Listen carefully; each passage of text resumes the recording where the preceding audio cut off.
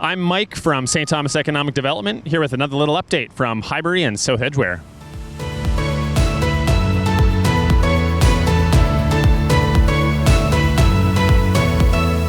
Okay, we're here at the new roundabout at the intersection of Highbury and South Edgeware, and we're joined again by the man himself, Pat Anckaert. How you doing, Pat?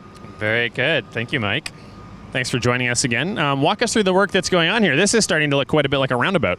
Yeah, it is really exciting to see base asphalt being placed today. They actually started yesterday and they're continuing on today. The first lift is it's about 100 millimeters, and so we'll place base asphalt first, and then next year in 2025 we'll come and place surface asphalt. What you see right now is that process of base asphalt being placed. So really, really exciting and an important milestone in the project. Once this is done, we'll follow up with line markings and some signage, and then actually in about a week's time from now, this roundabout will be opened and people will be able to drive through it. That's fantastic. I'll have to try to curb my enthusiasm for that, but I'll try to be one of the first cars through it. I love driving through a new roundabout. After that, what are the next steps of this process that people can expect to see? After that, we have a really exciting art installation that will happen right in the middle. That art is actually being fabricated right now, and it will be installed in November. It'll also be lit up at night, so that'll be a really exciting thing to see in November. There'll have to be some traffic control in order to install that art, but other than that, it'll be surface asphalt in November. There might be some touch-up work, things like hydro seeding around the edges, but other than that, this roundabout will be done. So again, really, really exciting milestone for the project. That's fantastic. And right now on Highbury, we've got basically a new side of the road being constructed. How long until that traffic flips from one side to the other? Yeah, we're looking at this Tuesday night at 7 p.m. for that traffic to flip to the other side of the road. So another exciting milestone where construction can then take place on the west side of the road, and we build that out. We're looking to be done the entire project the end of this year, so December, again with some finished work happening in spring of 2025. That's fantastic. So by the time you're watching this Beehive, Highbury should be driving on the other side of the road. Very exciting. Well, Pat, thanks for joining us again. We're going to let you get back to work. I'm sure you need to engage directly in much of this paving work yourself. I wouldn't want to hold you up, but thanks for the update, and we'll come back and talk to you again soon. All right. Thanks very much, Mike.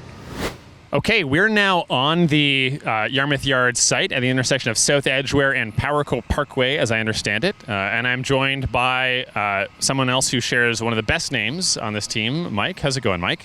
I'm doing great, thanks, Mike. How are you doing? I'm doing good, Mike. Thanks, Mike. So here we are at this intersection. What's going on behind us? I see sort of a large chamber in the ground. There's some manholes. Tell us what's being built here. Yeah, so as part of this project, the contractor has to install a lot of large diameter concrete pressure pipe water main. So they have some 600 millimeter diameter water main and 900 millimeter diameter water main. And at any intersection or wherever you need a valve for a water main of this size, you have to install these large concrete chambers, as you can see behind us. So these chambers are installed in sections. They're about 20 to 26 tons for each section. So they require multiple excavators to install them. So it's a very cool thing to see. Interesting. What's the function of those chambers?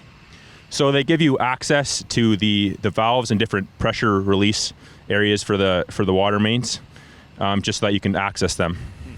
Interesting. And I can see just over here there's a large graded pad. So is this one of the entrances to the Powerco facility? You bet, Mike. This is one of the main entrances to Powerco. So right behind me here, there will be 4 lanes of traffic, 2 in each direction, going into Powerco's site.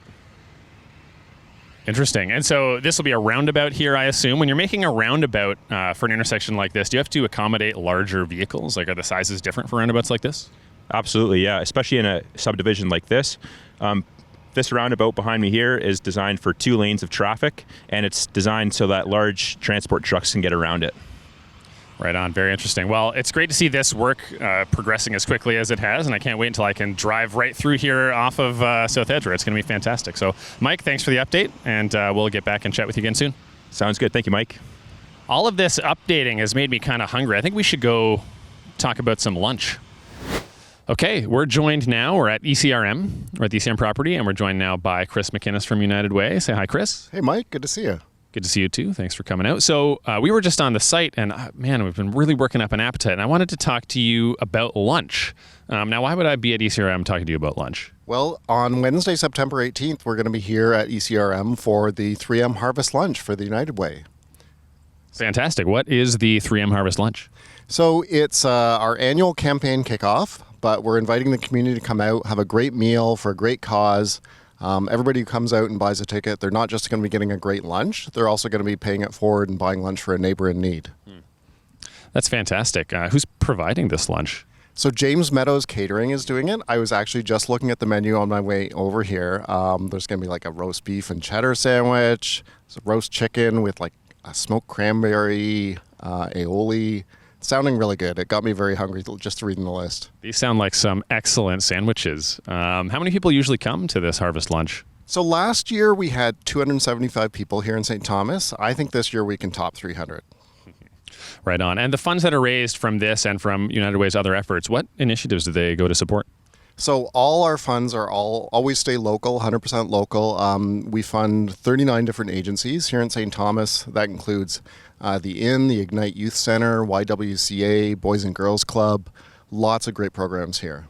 That's fantastic. And I know from discussions with those organizations, a lot of them honestly couldn't do the work that they do without the support from United Way. So thank you very much for that. Yeah, it really is so important, and we're all about building healthy and safe and happy communities, and Harvest Lunch is a great way for people to just do a little bit, have a great meal, come out, meet your neighbors, and support a neighbor who maybe needs it. Right on. And if people want to buy tickets for the Harvest Lunch, where can they do that? So you can just hop on our website at unitedwayem.ca, Elgin, Middlesex, and you can get a ticket for $20. And if you can't make it, you can still do that pay it forward portion and buy a $10 ticket for someone else. Okay, that's fantastic. Well, thanks for meeting us here and for telling us about the Harvest Lunch. I'm going to be there personally. Those sound like delicious sandwiches. Maybe I'll have to buy a couple of tickets. But anyway, I look forward to seeing everybody at the Harvest Lunch. Like and subscribe on YouTube and stay tuned for another little update coming soon.